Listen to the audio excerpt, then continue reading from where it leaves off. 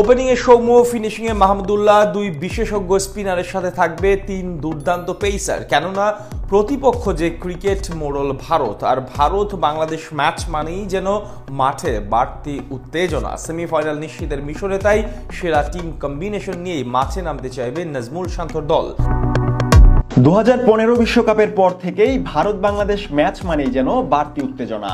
এবার প্রতিবেশী দেশ ভারতের মুখোমুখি হওয়ার মাধ্যমেই চ্যাম্পিয়ন্স ট্রফির যাত্রা শুরু করবে টিম টাইগার্স।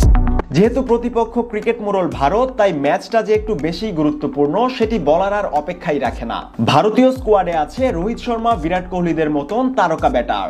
বিশেষজ্ঞ স্পিন বোলার হিসেবে আছেন কুলদীপ যাদব ও বরুণ চক্রবর্তী। এছাড়া পেস ইউনিটে বুমরা না থাকলেও থাকছেন মোহাম্মদ শামি কিংবা হর্ষিত রানার মতন পেসাররা। তাই শক্তিশালী ভারতের বিপক্ষে নিজেদের সেরা টিম কম্বিনেশন নিয়েই মাঠে নামতে চাইবে লাল সবুজের প্রতিনিধিরা।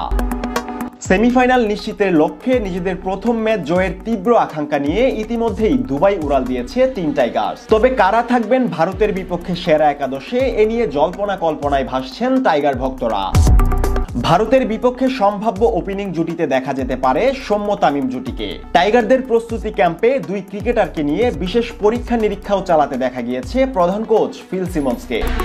3 নম্বর পজিশনে দেখা যাবে অধিনায়ক শান্তকে। সাম্প্রতিক পারফরমেন্সে নিজের নামের প্রতি সুবিচার না করতে পারলেও সেমিফাইনাল খেলার মিশনে দলের চূড়ান্ত হাল ধরতে হবে অধিপতিকে। এদিকে মিডল অর্ডারে রানের চাকা গতিশীল রাখতে রাখা হতে পারে তাওহিদ হৃদয়কে। তবে লোয়ার অর্ডারের সাফল্যের কথা চিন্তা করলে ব্যাটিং ইউনিটে জায়গা দিতে হবে জাকের আলীকে। অর্থাৎ দলের কন্ডিশন বুঝে টিম কম্বিনেশনের জন্য রাখা হতে পারে যে কোনো একজনকে।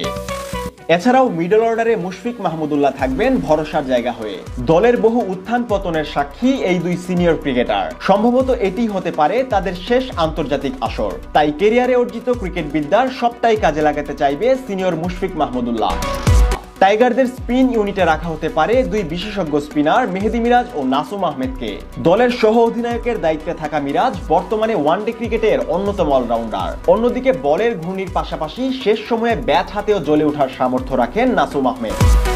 এদিকে টাইগারদের পেস ইউনিটে থাকবে 3 পেসার, যাদের নেতৃত্ব দিবেন বিপিএল এর সর্বোচ্চ উইকেট শিকারী তাসকিন আহমেদ।